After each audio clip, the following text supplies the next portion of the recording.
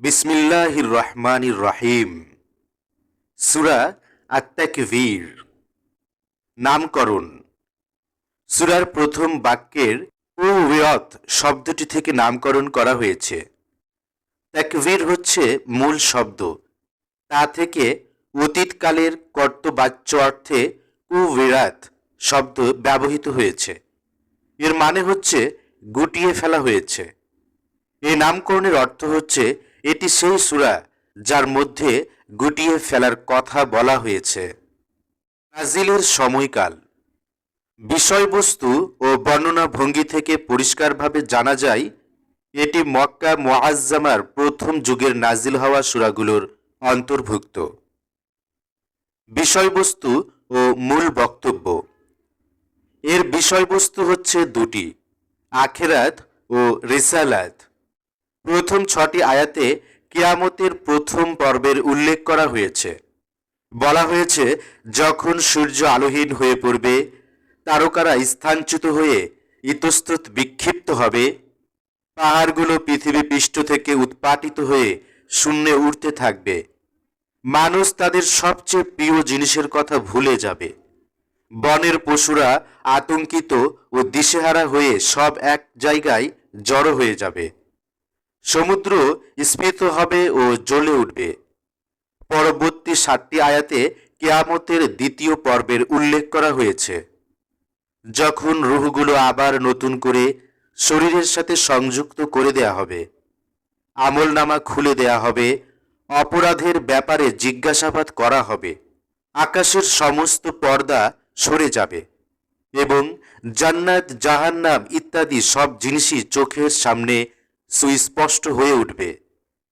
আখেরাতের এই ধরনের একটি পুরোপুরি ছবি আঁকার পর এ কথা বলে মানুষকে চিন্তা করার জন্য ছেড়ে দেয়া হয়েছে যে সে সময় প্রত্যেক ব্যক্তি কি পাথেয় সংগ্রহ করে এনেছে তা সে নিজেই জানতে পারবে।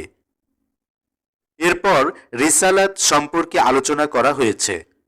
এক্ষেত্রে মক্কাবাসীদেরকে বলা হয়েছে, মুহাম্মদ সাল্লাল্লাহু আলাইহি ওয়াসাল্লাম তোমাদের সামনে যা কিছু পেশ করছেন সেগুলো কোনো পাগলের প্রলাপ নয়, কোনো শয়তানের ওয়াসওয়াসা ও বিভ্রান্তিও নয়, বরং সেগুলো আল্লাহর প্রেরিত একজন উন্নত মর্যাদা সম্পন্ন বুজুর্গ ও বিশ্বস্ত বাণীবাহকের বিবৃতি, যাকে মুহাম্মদ সাল্লাল্লাহু আলাইহি ওয়াসাল্লাম উন্মুক্ত আকাশের দিগন্তে দিনের উজ্জ্বল আলোয় নিজের চোখে দেখেছেন।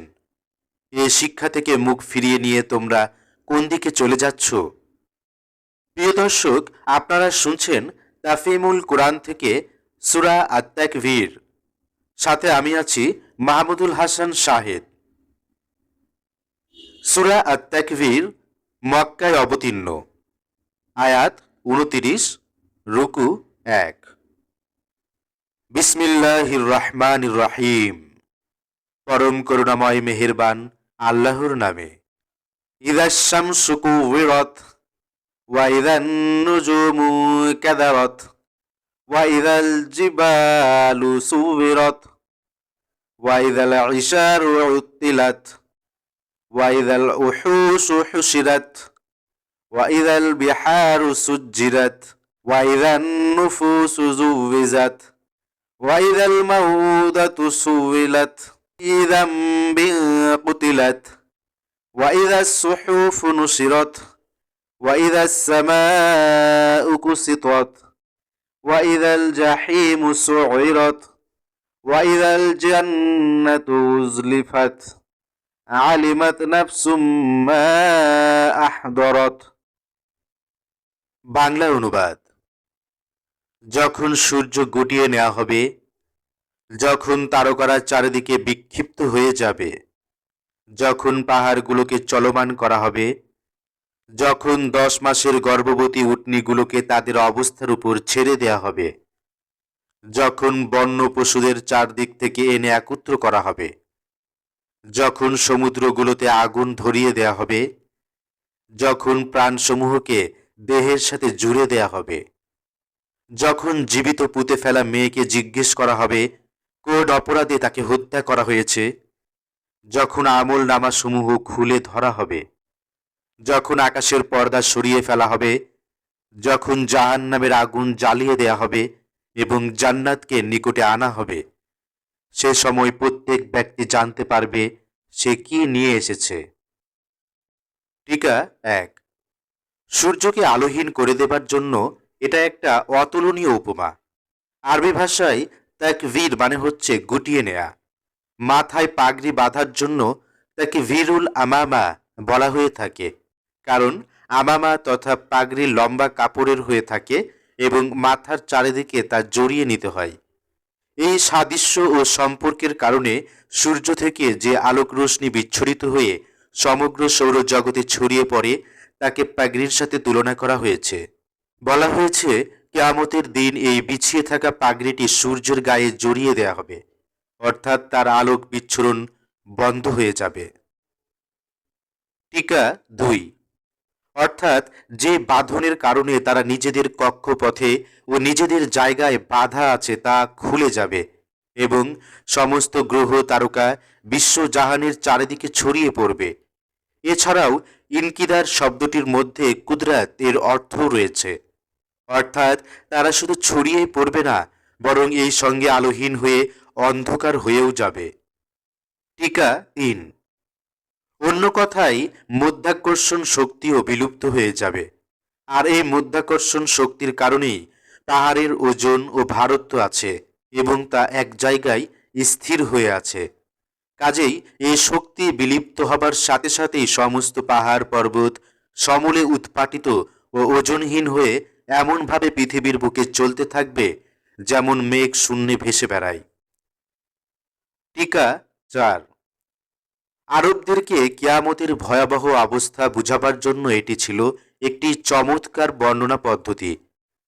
আধুনিক কালের বাস ও ট্রাক চলাচলের আগে আরবদের কাছে গর্ভবতী উটনির চাইতে বেশি মূল্যবান আর কোনো সম্পদই ছিল না, যার প্রসবের সময় অতি নিকটে। এ সময় তার হেফাজত ও দেখাশোনার জন্য সবচেয়ে বেশি যত্ন নেওয়া হতো। উটনিটি যাতে হারিয়ে না যায়, কেউ তাকে চুরি করে নিয়ে পালিয়ে না যায়, অথবা কোনোভাবে তা নষ্ট না হয়ে যায়, এজন্য খুব বেশি সতর্কতা অবলম্বন করা হতো। এই ধরনের উটনিদের থেকে লোকদের গাফেল হয়ে যাওয়ার মানে এই দাঁড়ায় যে তখন নিশ্চয় এমন কোনো কঠিন বিপদ লোকদের উপর এসে পড়বে, যার ফলে তাদের নিজেদের এই সবচেয়ে প্রিয় সম্পদ সংরক্ষণের কথা তাদের খেয়ালই থাকবে না। টিকা 5। দুনিয়ায় কোনো সাধারণ বিপদ দেখা দিলে সব ধরনের পশুদের পালিয়ে এক জায়গায় জড়ো হতে দেখা যায়। সে সময় সাপ দংশন করে না এবং বাঘও আক্রমণ করে না। টিকা 6। এখানে সুজ্জিরাত শব্দ ব্যবহার করা হয়েছে। এর মূল শব্দ হচ্ছে তাসজির এবং তা থেকে অতীতকালে কর্মবাচ্যে এই শব্দটি ব্যবহৃত হয়েছে। সাধারণ চুল্লিতে আগুন জ্বালাবার জন্য তাসজির শব্দ ব্যবহার করা হয়। কিয়ামতের দিন সমুদ্রে আগুন লেগে যাবে। এই কথাটা আপাতত দৃষ্টি বিস্ময়কর মনে হয়, কিন্তু পানির মূল তত্ত্ব ও উপাদান সম্পর্কে ধারণা থাকলে এর মধ্যে কোনো কিছুই বিস্ময়কর মনে হবে না। আল্লাহ তার অসীম ক্ষমতা ও অলৌকিক কার্যক্রমের সাহায্যে অক্সিজেন ও হাইড্রোজেনের মতো এমন দুটি গ্যাসকে একসাথে মিশ্রিত করে রেখেছেন, যাদের একটি আগুন জ্বালায় এবং অন্যটি নিজে জ্বলে। এই দুটি গ্যাসের সংমিশ্রণে পানির মতো এমন একটি বস্তু সৃষ্টি করেছেন যা আগুন নিভিয়ে দেয়। আল্লাহর অসীম ক্ষমতার একটি ইঙ্গিত পানির এই মিশ্রণ পরিবর্তন করে দেবার জন্যই যথেষ্ট। তখন তারা পরস্পর থেকে আলাদা হয়ে তাদের মূল প্রকৃতি অনুযায়ী আগুন জ্বালাবার ও জ্বলার কাজে ব্যবহৃত হবে। টিকা 7। এখান থেকে কিয়ামতের দ্বিতীয় পর্বের আলোচনা শুরু হয়েছে। টিকা 8। অর্থাৎ মৃত্যুর পূর্বে মানুষ দুনিয়ায় যেমন দেহ ও আত্মার সাথে অবস্থান করছিল, আবার ঠিক সেই অবস্থায় তাকে নতুন করে জীবিত করা হবে। টিকা 9। এই আয়াতের বর্ণনা ভঙ্গিতে মারাত্মক ধরনের ক্রোধের প্রকাশ দেখা যায়। এর চেয়ে বেশি ক্রোধের কল্পনাও করা যেতে পারে না। যে বাপমা তাদের মেয়েকে জীবিত পুঁতে ফেলেছে, আল্লাহর কাছে তারা এত বেশি ঘৃণিত হবে যে তাদেরকে সম্বোধন করে এ কথা জিজ্ঞেস করা হবে না, তোমরা এই নিষ্পাপ শিশুটিকে হত্যা করেছিলে কোন অপরাধে? বরং তাদের দিক থেকে দৃষ্টি ফিরিয়ে নিয়ে ছোট্ট নিরপরাধ মেয়েকে জিজ্ঞেস করা হবে, তোমাকে কোন অপরাধে মেরে ফেলা হয়েছিল? জবাবে সে নিজের কাহিনী শোনাতে থাকবে। জালেম বাপ মা তার প্রতি ও কি অত্যাচার করেছে এবং কিভাবে তাকে জীবিত পুঁতে ফেলেছে সে কথা সে সর্বিস্তারে বর্ণনা করতে থাকবে। এছাড়াও এই ছোট্ট আয়াতটিতে দুটি বড় বড় বিষয়বস্তু সংযোজিত করা হয়েছে। এজন্য কোনো শব্দের আশ্রয় গ্রহণ ছাড়াই শুধুমাত্র বর্ণনা ভঙ্গি থেকে তা সুস্পষ্ট হয়ে উঠেছে। এক, এর মধ্যে আরববাসীদের মনে এই অনুভূতি জাগবার চেষ্টা করা হয়েছে যে জাহেলিয়াত তাদেরকে নৈতিক অবনতির এমন নিম্নতম পর্যায়ে পৌঁছে দিয়েছে যার ফলে তারা নিজেদের সন্তানকে নিজ হাতে জীবিত অবস্থায় মাটির মধ্যে প্রথিত করার কাজ করছে। এরপরও তারা নিজেদের এই জাহিলি কর্মকাণ্ডকে সঠিক মনে করে তার উপর প্রতিষ্ঠিত রয়েছে এবং মুহাম্মদ রাসূলুল্লাহ সাল্লাল্লাহু আলাইহি ওয়াসাল্লাম তাদের এই বিকৃত সমাজ জীবনে পরিবর্তন আনার জন্য যে সংস্কারমূলক কর্মসূচি এনেছেন তা গ্রহণ করতে অস্বীকার করছে।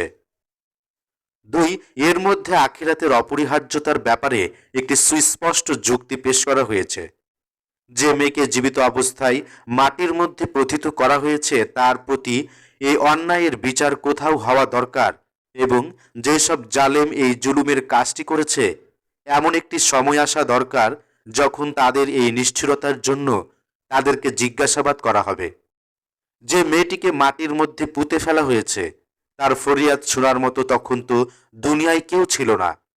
জাহেলি সমাজ ব্যবস্থায় এই কাজটিকে সম্পূর্ণ বৈধ করে রাখা হয়েছিল।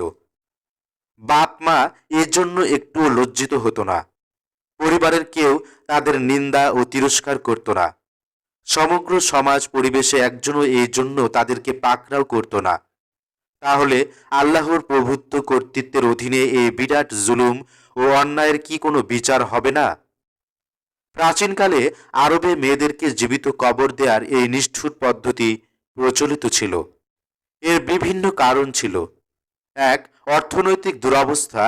এই দুরবস্থার দরুন লোকেরা চাইতো খাদ্যের গ্রহণকারীর সংখ্যা কম হোক এবং তাদের লালন পালনের বোঝা যেন বহন করতে না হয়।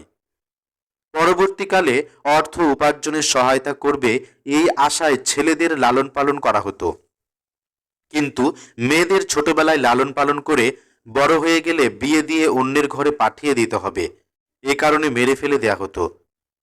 দুই, দেশের আইন শৃঙ্খলার ক্ষেত্রে সাধারণ নিরাপত্তাহীনতার কারণে এটা মনে করে পুত্র সন্তানের প্রতিপালন করা হতো যে যার যত বেশি ছেলে হবে তার তত বেশি সাহায্যকারী হবে। অন্যদিকে গোত্রীয় সংঘর্ষ ও যুদ্ধের সময় মেয়েদের সংরক্ষণ করতে হতো এবং তারা প্রতিরক্ষার ক্ষেত্রে কোনো কাজেই লাগতো না। তিন, আইন শৃঙ্খলার ক্ষেত্রে সাধারণ দুরবস্থার কারণে শত্রু গোত্ররা পরস্পরের উপর অতর্কিতে হামলা করার সময় প্রতিপক্ষ শিবিরে যতগুলো মেয়েকে হামলাকারীরা লুটে নিয়ে যেত তাদেরকে বাদী বানিয়ে রাখতো অথবা কোথাও বিক্রি করে দিত।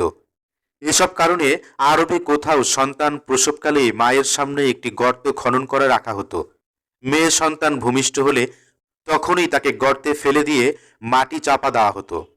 আবার কোথাও যদি মা এতে রাজি না হতো বা তার পরিবারের কেউ এতে বাদ সাধত তাহলে অনিচ্ছা সত্ত্বেও বাপ কিছুদিন তাকে লালন পালন করত। তারপর একদিন মরুভূমি পাহাড় বা জঙ্গলের মধ্য দিয়ে গিয়ে কোথাও তাকে জীবিত কবর দিয়ে হতো। এই ধরনের রেওয়াজ আরবের বিভিন্ন এলাকায় প্রচলিত ছিল। এই ক্ষেত্রে শিশু কন্যাদের সাথে কেমন নির্দয় ব্যবহার করা হতো তার একটি কাহিনী নবী সাল্লাল্লাহু আলাইহি ওয়াসাল্লামের এক সাহাবী একবার তার কাছে বর্ণনা করেন। সুনানে দারামির প্রথম অধ্যায়ে এই হাদিসটি উদ্ধৃত হয়েছে। এক ব্যক্তি রাসূলুল্লাহ সাল্লাল্লাহু আলাইহি ওয়াসাল্লামের কাছে তার জাহিলি যুগের একটি ঘটনা বর্ণনা করেন। তিনি বলেন, আমার একটি মেয়ে ছিল, সে আমাকে খুব ভালোবাসতো। তার নাম ধরে ডাকলে সে দৌড়ে আমার কাছে আসতো। একদিন আমি তাকে ডাকলাম, তাকে সঙ্গে করে নিয়ে হাঁটতে লাগলাম। পথে একটি কুয়া পেলাম, তার হাত ধরে ধাক্কা দিয়ে কুয়ার মধ্যে ফেলে দিলাম। তার যে শেষ কথাটি আমার কানে ভেসে এসেছিল তা ছিল, হায় আব্বা, হায় আব্বা। এই কথা শুনে রাসূলুল্লাহ সাল্লাল্লাহু আলাইহি ওয়াসাল্লাম কেঁদে ফেললেন। তার চোখ দিয়ে অশ্রু ঝরতে লাগলো। উপস্থিত লোকদের মধ্য থেকে একজন বললেন, ওহে, তুমি রাসূলুল্লাহ সাল্লাল্লাহু আলাইহি ওয়াসাল্লামকে শোকাহত করে দিয়েছ। তিনি বললেন, থাক, তোমরা একে বাধা দিও না। যে বিষয়ে তার কঠিন অনুভূতি জেগেছে সেই বিষয়ে তাকে প্রশ্ন করতে দাও। তারপর তিনি তাকে বললেন, তোমার ঘটনাটি আবার বর্ণনা করো। সেই ব্যক্তি আবার তা শোনালেন। ঘটনাটি আবার শুনে তিনি এত বেশি কাঁদতে থাকলেন যে চোখের পানিতে তার দাড়ি ভিজে গেল। এরপর তিনি বললেন, জাহিলি যুগে যা কিছু করা হয়েছে আল্লাহ তা মাফ করে দিয়েছেন। এখন নতুন করে জীবন শুরু করো। এ কথা মনে করা ভুল হবে যে আরববাসীরা এই চরম অমানবিক কাজটির কদর্যতার কোনো অনুভূতি রাখত না। কোনো সমাজ যত বেশি বিকৃতই হোক না কেন, তা কখনো এই ধরনের জুলুম ও অমানবিক কাজকে একেবারেই অন্যায় মনে করবে না, এমনটি কখনোই হতে পারে না। তাই কোরআন মাজিদে এই কাজটির কদার্যতা ও দূষণীয় হওয়া সম্পর্কে কোনো লম্বা চওড়া ভাষণ দেয়া হয়নি, বরং কতিপয় লোমহর্ষক শব্দের মাধ্যমে কেবল এতটুকু বলেই ছেড়ে দেয়া হয়েছে যে এমন এক সময় আসবে যখন জীবিত পুঁতে ফেলা মেয়েকে জিজ্ঞাসা করা হবে, কোন দোষে তোমাকে হত্যা করা হয়েছিল। আরবের ইতিহাস থেকেও জানা যায়, জাহিলি যুগে অনেক লোকের এই রীতিটির কদার্যতার অনুভূতি ছিল।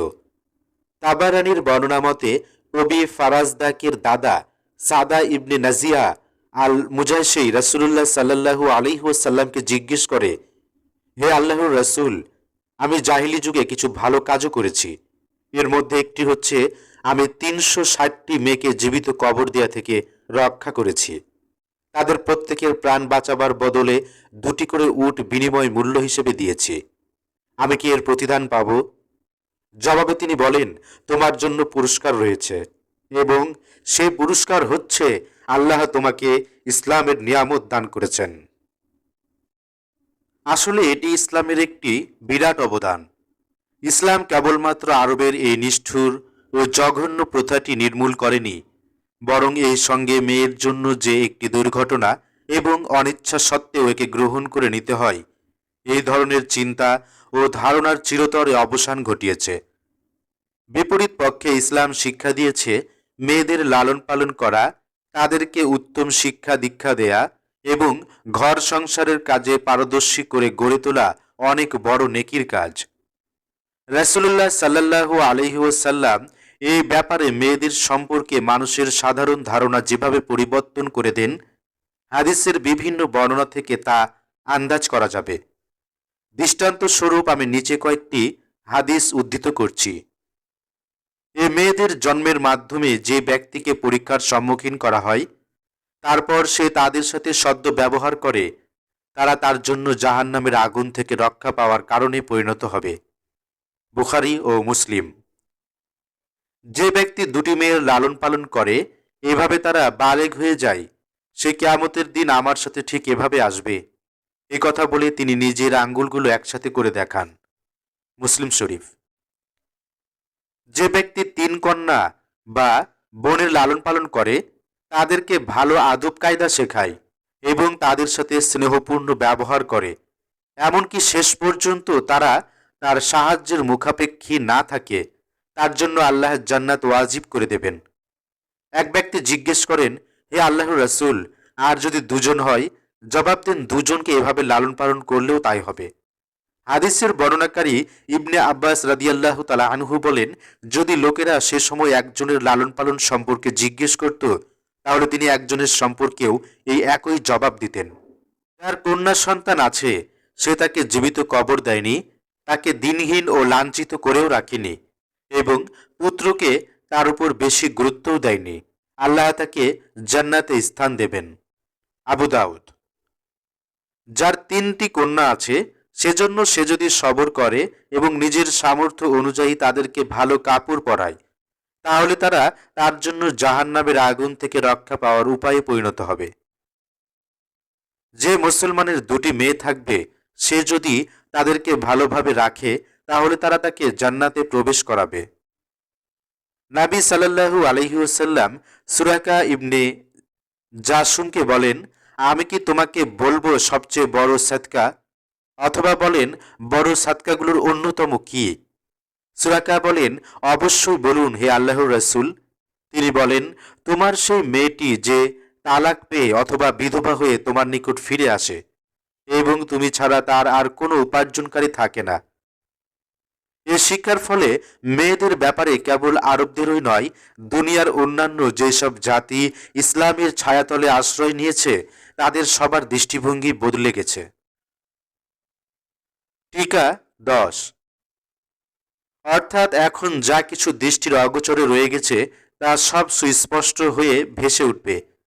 এখন তো আকাশ কেবল শূন্যেই দেখা যায় এবং তার মধ্যে দেখা যায় মেঘ, ধূলিকণা, চন্দ্র, সূর্য ও গ্রহ তারকা। কিন্তু সেদিন আল্লাহর সার্বভৌমত্ব, কর্তৃত্ব তার নিজস্ব ও আসল রূপে আবরণ মুক্ত হয়ে সবার সামনে প্রকাশ হয়ে পড়বে। টিকা 11। অর্থাৎ হাসরের ময়দানে যখন লোকদের মামলার শুনানি চলতে থাকবে তখন জাহান্নামের উদ্দীপ্ত আগুনও সবাই দেখতে পাবে। জান্নাতও তার সমস্ত নিয়ামত সহকারে সবার সামনে হাজির থাকবে। এভাবে একদিকে অসৎ লোকেরা জানতে পারবে তারা কোন ধরনের জিনিস থেকে বঞ্চিত হয়ে কোন দিকে যাচ্ছে, এবং সৎ লোকেরাও জানতে পারবে তারা কোন জিনিসের হাত থেকে রক্ষা পেয়ে কোন ধরনের নিয়ামত লাভ করতে যাচ্ছে। ফালা উকসিমু বিল খুন্নাস আল জাওয়ারিল কুন্নাস ওয়াল লাইলি ইযা আসআস ওয়াস সুবহি ইযা তানাফফাস ইন্নাহু লাকাউলু রাসূলিন কারীম ذي قوة عند ذي العرش مكين مطاع ثم أمين وما صاحبكم بمجنون ولقد رآه بالأفق المبين وما هو على الغيب بضنين وما هو بقول شيطان رجيم فأين تذهبون إن هو إلا ذكر للعالمين لمن شاء منكم أن يستقيم وما تشاءون إلا أن يشاء الله رب العالمين। বাংলা অনুবাদ। কাজেই না, আমি কসম খাচ্ছি পেছনে ফিরে আসা ও অদৃশ্য হয়ে যাওয়া তারকারাজির এবং রাত্রির যখন তা বিদায় নিয়েছে এবং প্রভাতের যখন তা শ্বাস ফেলেছে। এটি প্রকৃতপক্ষে একজন সম্মানিত বাণীবাহকের বাণী, যিনি বড়ই শক্তিধর, আরশের মালিকের কাছে উন্নত মর্যাদার অধিকারী। সেখানে তার হুকুম মেনে চলা হয়। তিনি আস্থাভাজন। আর হে মক্কাবাসীরা, তোমাদের সাথী পাগল নয়। সে বাণীবাহককে দেখছে উজ্জ্বল দিগন্তে, আর সে গায়েবের এই জ্ঞান লোকদের কাছে পৌঁছানোর ব্যাপারে কৃপণ নয়। এটা কোনো অভিশপ্ত শয়তানের বাক্য নয়। কাজেই তোমরা কোথায় চলে যাচ্ছ? এটা তো সারা জাহানের অধিবাসীদের জন্য একটা উপদেশ। তোমাদের মধ্য থেকে এমন প্রত্যেক ব্যক্তির জন্য যে সত্য সরল পথে চলতে চায়। আর তোমাদের চাইলেই কিছু হয় না যতক্ষণ না আল্লাহ রাব্বুল আলামিন তা চান। টিকা 12। অর্থাৎ তোমাদের এই ধারণা ঠিক নয় যে কোরআনে যা কিছু বর্ণনা করা হচ্ছে এগুলো কোনো পাগলের প্রলাপ বা শয়তানের ওয়াসওয়াসা ও কুমন্ত্রণা। টিকা 13। যে বিষয়ের ওপর এই কসম খাওয়া হয়েছে তা সামনের আয়াতে বর্ণনা করা হয়েছে। এই ধরনের কসমের অর্থ হচ্ছে মুহাম্মদ সাল্লাল্লাহু আলাইহি ওয়াসাল্লাম অন্ধকারে কোনো স্বপ্ন দেখেননি, বরং যখন তারকারা অস্তমিত হয়েছিল, রাত বিদায় নিয়েছিল এবং প্রভাতের উদয় হয়েছিল, তখন উন্মুক্ত আকাশে তিনি আল্লাহর ফেরেশতাকে দেখেছিলেন। কাজে তিনি যা কিছু বর্ণনা করছেন তা সবই তার নিজের চোখে দেখা। সুস্পষ্ট দিনের আলোয় পূর্ণ চেতনা সহকারে তিনি এসব দেখেছেন। টিকা 14। এখানে সম্মানিত বাণীবাহক রাসূল কারীম বলতে ওহী আনার কাজে লিপ্ত ফেরেশতাকে বোঝানো হয়েছে। সামনের আয়াতে এই কথাটি আরও সুস্পষ্ট করে বলা হয়েছে। আর কোরআনকে বাণীবাহকের বাণী বলার অর্থ এই নয় যে এটি ওই সংশ্লিষ্ট ফেরেশতার নিজের কথা, বরং বাণীবাহকের বাণী শব্দ দুটি এ কথা প্রকাশ করছে যে এটি সেই সত্তার বাণী যিনি তাকে বাণীবাহক করে পাঠিয়েছেন। সূরা আল হাক্কার 40 আয়াতে এভাবে কোরআনকে মুহাম্মদ সাল্লাল্লাহু আলাইহি ওয়াসাল্লামের বাণী বলা হয়েছে। সেখানেও এর অর্থ এই নয় যে এটি নবীর নিজের রচনা, বরং একে রাসূল কারীমের বাণী বলে একথা সুস্পষ্ট করা হয়েছে যে আল্লাহর রাসূল হিসেবে নবী সাল্লাল্লাহু আলাইহি ওয়াসাল্লাম এটি পেশ করছেন মুহাম্মদ ইবনে আবদুল্লাহ হিসেবে নয়। উভয় স্থানে বাণীকে ফেরেশতা ও মুহাম্মদ সাল্লাল্লাহু আলাইহি ওয়াসাল্লামের সাথে সম্পর্কিত করার কারণ হচ্ছে এই যে আল্লাহর বাণী মুহাম্মদ সাল্লাল্লাহু আলাইহি ওয়াসাল্লামের সামনে বাণী বহনকারী ফেরেশতার মুখ দিয়ে এবং লোকদের সামনে মুহাম্মদ সাল্লাল্লাহু আলাইহি ওয়াসাল্লামের মুখ দিয়ে উচ্চারিত হচ্ছিল। আরও বেশি ব্যাখ্যার জন্য তাফহিমুল কোরআন সূরা আল হাক্কার 22 টিকা দেখুন। টিকা 15। সূরা আন-নাজমের 4 থেকে 5 আয়াতে এই বিষয়বস্তুটিকে এভাবে বর্ণনা করা হয়েছে। এ তো একটি ওহী যা তার উপর নাজিল করা হয়েছে। প্রবল শক্তির অধিকারী তাকে তা শিখিয়েছেন। জিবরিল আলাইহিস সালামের সেই প্রবল ও মহাপরাক্রমশালী শক্তি কি, এটি আসলে মুতাশাবিহাতের অন্তর্ভুক্ত। আল্লাহ ছাড়া এই সম্পর্কিত সঠিক তথ্য কারোর জানা নেই। তবে এ থেকে এতটুকু কথা অবশ্যই জানা যায় যে নিজের অসাধারণ ক্ষমতার দিকে দিয়ে তিনি ফেরেশতাদের মধ্যেও বৈশিষ্ট্যের অধিকারী। মুসলিম শরীফে কিতাবুল ইমানে হযরত আয়েশা রাদিয়াল্লাহু আনহা রাসূলুল্লাহ সাল্লাল্লাহু আলাইহি ওয়াসাল্লামের এই উক্তি উদ্ধৃত করেছেন। আমি দুবার জিবরিলকে তার আসল আকৃতিতে দেখেছি। তার বিশাল সত্তা আকাশ ও পৃথিবীর মধ্যবর্তী সমগ্র মহাশূন্যের জুড়ে বিস্তৃত ছিল। বুখারী, মুসলিম, তিরমিজি ও মুসনাদে আহমদে হযরত আব্দুল্লাহ ইবনে মাসউদ রাদিয়াল্লাহু আনহু থেকে বর্ণিত হয়েছে যে রাসূলুল্লাহ সাল্লাল্লাহু আলাইহি ওয়াসাল্লাম তাকে 6টি ডানা সমন্বিত অবস্থায় দেখেছেন। এ থেকে তার অসাধারণ শক্তির বিষয়টি কিছুটা আন্দাজ করা যেতে পারে। টিকা 16। অর্থাৎ তিনি ফেরেশতাদের কর্মকর্তা, সমস্ত ফেরেশতা তার হুকুমে কাজ করে। টিকা 17। অর্থাৎ নিজের পক্ষ থেকে তিনি কোনো কথা আল্লাহর ওহীর সাথে মিশিয়ে দেবেন না, বরং তিনি এমন পর্যায়ের আমানতদার যে আল্লাহর পক্ষ থেকে যা কিছু বলা হয় সেগুলো তিনি হুবহু পৌঁছে দেন। টিকা 18। সাথী বলতে এখানে মুহাম্মদ সাল্লাল্লাহু আলাইহি ওয়াসাল্লামকে বোঝানো হয়েছে। তাকে মক্কাবাসীদের সাথে অভিহিত করে আসলে তাকে এই বিষয়ের অনুভূতি দেয়া হয়েছে যে তিনি তাদের জন্য কোনো আগন্তুক বা অপরিচিত লোক নন, বরং তিনি তাদের ওই জাতি ও গোত্রভুক্ত। তাদের মধ্যেই সারা জীবন তিনি অবস্থান করেছেন।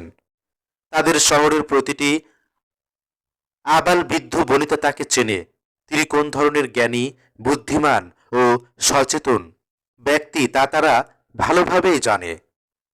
এই ধরনের এক ব্যক্তিকে জেনে বুঝে পাগল বলতে গিয়ে তাদের অবশ্যই কিছুটা লজ্জা অনুভব করা উচিত। টিকা 19।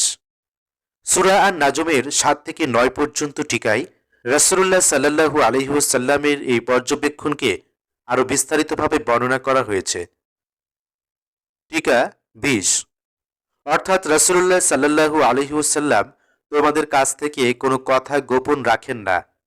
গায়েব থেকে তার কাছে আল্লাহর সত্তা ও গুণাবলী, ফেরেশতা, মৃত্যুর পরের জীবন, কিয়ামত, আখিরাত বা জান্নাত ও জাহান্নাম সম্পর্কে যা কিছু সত্য ও নির্ভুল তথ্য আসে তা সবই তিনি একটুও কম বেশি না করে তোমাদের কাছে বর্ণনা করেন। টিকা 21। অর্থাৎ কোন শয়তান এসে মুহাম্মদ সাল্লাল্লাহু আলাইহি ওয়াসাল্লামের কানে এসব কথা বলে যায়, তোমাদের এই ধারণা ভুল। শয়তান কেন মানুষকে শিরিক, মূর্তি পূজা, কুফরি ও আল্লাহ দ্রোহিতা থেকে সরিয়ে আল্লাহ পরিস্থিতি ও তাওহীদের শিক্ষা দেবে? কেন সে মানুষের মনে লাগামহীন উটের মতো স্বাধীন জীবনযাপন করার পরিবর্তে আল্লাহর দেয়া দায়িত্ব পালন ও তার সামনে জবাবদিহি করার অনুভূতি জাগাবে? জাহেলি রীতিনীতি, জুলুম, দুর্নীতি ও দুষ্কৃতির পথে চলতে বাধা দিয়ে কেন সে মানুষকে পবিত্র ও নিষ্কলুষ জীবনযাপন এবং ন্যায়, ইনসাফ, তাকওয়া ও উন্নত নৈতিক চারিত্রিক গুণাবলী অর্জন করতে উদ্বুদ্ধ করবে। এই ধরনের কাজ করা শয়তানের পক্ষে কোনো ক্রমেই সম্ভব নয়। টিকা 22। অন্য কথায় বলা যায়, এই বাণীটি তো সারা দুনিয়ার মানুষের জন্য উপদেশ, এই কথা ঠিক, কিন্তু এর থেকে ফায়দা একমাত্র সেই ব্যক্তি হাসিল করতে পারে যে নিজের সত্য সরল পথে চলতে চায়। এ থেকে উপকৃত হবার জন্য মানুষের সত্য সন্ধানী ও সত্য প্রিয় হওয়া প্রথম শর্ত। টিকা 23। এই বিষয়বস্তুটিকে ইতিপূর্বে সূরা মুদ্দাসসিরের ৫৬ আয়াতে এবং সূরা দাহারের ৩০ আয়াতে আলোচিত হয়েছে। সমাপ্ত। প্রিয় দর্শক, আপনারা শুনলেন সূরা তাকবীর তাফহিমুল কোরআন থেকে ব্যাখ্যা বিশ্লেষণ সহকারে এটা শুনলেন। তো আশা করছি আপনাদের ভিডিওটি অবশ্যই ভালো লেগেছে এবং অনেক কিছু শিখতে পেরেছেন, যেটা হয়তোবা আগে জানা ছিল না। তো আমরা আজকে এই পর্বটি এখানেই শেষ করছি। পরবর্তী পর্বে আবার পরের সূরাটি নিয়ে আমরা আলোচনা করব। তো প্রিয় দর্শক, আমরা আমাদের এই তাফহিমুল কোরআন বাংলা চ্যানেলের টার্গেট যে আমরা সম্পূর্ণ কোরআনের এভাবেই আপনার প্রত্যেকটি সূরা তেলাওয়াত, বাংলা অনুবাদ, ব্যাখ্যা সহ এভাবে ভিডিও আকারে আপলোড করব। তো আমাদের এই কাজে আপনারা অবশ্যই সহযোগিতা করবেন, আমাদের সাথে থাকবেন, পাশে থাকবেন। এই কাজটি যেহেতু অনেক লম্বা, আল্লাহ তাআলা কতটুকু করাবে জানি না, চেষ্টা করব সম্পূর্ণ আমাদের টার্গেট সম্পূর্ণ কোরআন এভাবে ভিডিও আকারে অডিও সহকারে যেন এভাবে প্রতিটা মানুষের কাছে আমরা পৌঁছে দিতে পারি, যাতে করে যারা পড়তে পারে না অথবা সময়ের অভাবে পড়া হয় না, তারাও যেন কোরআনটা বুঝতে পারে। তো আমাদেরকে আপনারা অবশ্যই সহযোগিতা করবেন। আমাদের চ্যানেলটি যদি সাবস্ক্রাইব করা না থাকে সাবস্ক্রাইব করবেন। আমাদের প্রতিটা ভিডিওতে লাইক এবং কমেন্ট অবশ্যই করবেন এবং আপনার যারা সহকর্মী আছে, সহযোগী আছে, তাদের কাছে এই ভিডিওগুলো শেয়ার করবেন, যাতে করে এই দিনের আলোটা আমরা সর্বত্র ছড়িয়ে দিতে পারি। তো আজকে এখানে বিদায় নিচ্ছি। ততদিন সকলে ভালো থাকবেন, সুস্থ থাকবেন এবং তাফহিমুল কোরআন বাংলার সাথেই থাকবেন। আসসালামু আলাইকুম ওয়া রাহমাতুল্লাহি ওয়া বারাকাতুহু।